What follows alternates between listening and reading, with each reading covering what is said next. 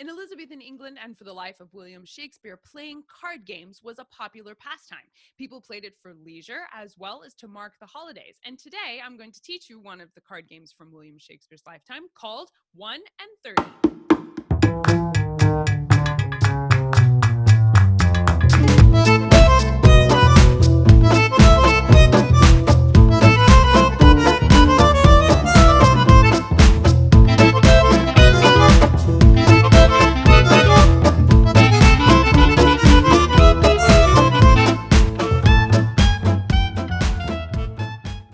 The game 1 in 30 dates back to about 1440. We list this date as the starting point because it's the earliest written record we can find of the game, and it's found in a sermon where the clergyman calls out 1 in 30 as an example of the kind of card gambling you shouldn't do.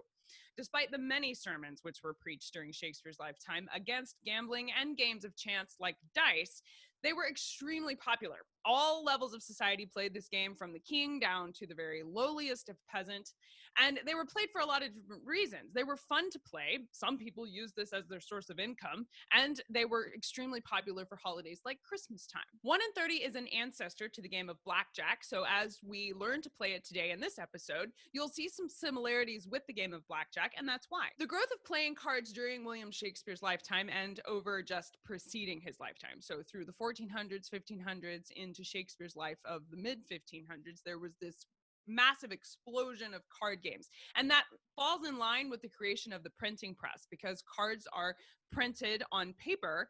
They are a product of the printing industry. So as the printing industry grew, so did the creation of playing cards and the proliferation of playing them.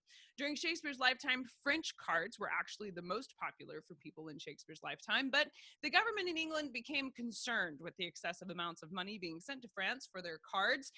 They weren't exactly the biggest fans of France at this time in England, and the growth of cards in England grew so rapidly that it became a hindrance to the English economy. So the government put out rules saying that you could not import cards. You had to make them at home, and you had to pay for English cards. So a lot of the English cards that you'll find from the period are actually designed after French design. In 1495 to 1496, there was an edict signed by Henry VII. That would be the start of the Tudors. And he expressly forbade the practice of card playing by servants and apprentices. And he made an exception, though, for the Christmas holidays. And then, if they played it for Christmas, they could only do it in their master's houses. Apparently, playing cards was a source of great unruliness in England. And in the rules for the gentlemen of Henry VIII's privy chamber, he wrote that, quote, immoderate and continual playing of cards, tables, or dice was forbidden, although moderate playing of chess, tables, and cards was allowed. Now, I'll leave it to you to determine how you tell the difference between immoderate and moderate to please someone like Henry VIII, but that was his standard. Now, despite the continual battle between do we or don't we play, how much is too much, and where should we do it, 1 in 30 remained one of the popular card games during Shakespeare's lifetime. And while William Shakespeare's plays don't mention 1 in 30 by name, they do mention other card games like Naughty, which I show you how to play in a different episode here on YouTube. But there were other contemporary playwrights to William Shakespeare that wrote about the game 1 and 30, and it's actually these records in these plays where the characters are playing them in the plot of the play itself that give us our understanding of how the game was played. As an example, in Middleton's play called Christmas, the game is described as being both for children and that you play to a total point value of 31, which is how we know the game 1 in 30 was played to 31 points. At least it's one source of evidence. So now that you know the history of the game, are you ready to learn how to play? Excellent. Here is how the game is played. The game is for 2 or more players. Today we'll play with 2 players, but the game works the same if you have more. Each player is dealt 3 cards face down. This will form their hand. The dealer starts the deal to the player on his left. That will also be the first person to go first in the order of play. That player chooses a card from his hand to discard face up on the table. This establishes what's called the discard pile. Each subsequent player will put their card here as well. So now you have a discard pile and a deck or draw pile. The player replaces the card he's discarded by either drawing a card from the deck, or he can pick up a card that was previously laid down. So when it's your turn, you want to keep 3 cards in your hand, and you have to both lay one down and pick one up, and you have 2 options for how you want to pick one up. At all times, you keep 3 cards in your hand, and you're trying to get as close as possible to 31 points with the 3 cards you're holding in your hand. The key here, though, is that your 3 cards have to be of the same suit, with one exception we'll talk about in just a minute. The player that comes closest to 31 with their 3 cards in the same suit is the winner. Now, play continues either back and forth with 2 players or around the table with ever how many players you have, with everyone first discarding and then replacing their card until a player knocks twice on the table. After the knock, all of the players get at least one last chance to replace their card. Then everyone shows their hand. The hand with the cards that amount closest to 31 in the same suit wins that round.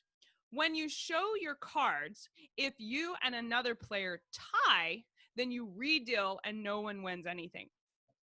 If at any point during the game you hit 31 points exactly in your hand, you win automatically and you don't have to knock twice on the table to compare with the fellow players. However, should you and another player both get 31 at the same time, nobody wins and you redeal the round.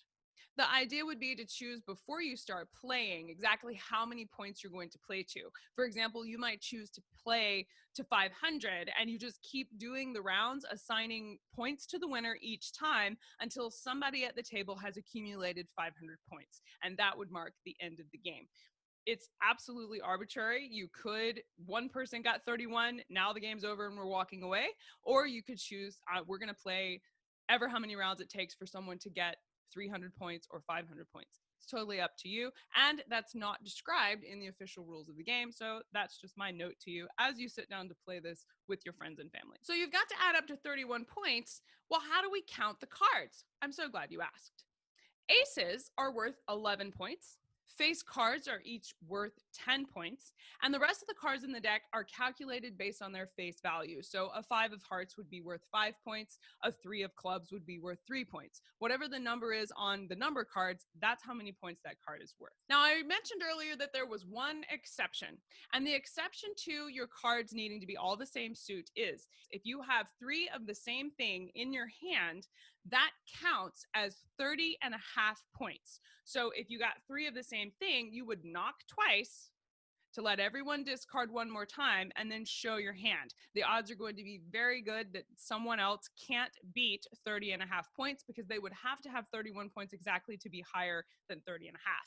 So getting 3 of the same thing in your hand is also a really good play for this game and is the exception to the rule that says you cards need to be of the same suit. So that's how to play 1 in 30, an Elizabethan card game popular during the life of William Shakespeare, one he could have even played himself because it was certainly prevalent during his lifetime when he was writing his plays. Please hit like and subscribe here on YouTube if you like learning Shakespeare history. We're here every Saturday.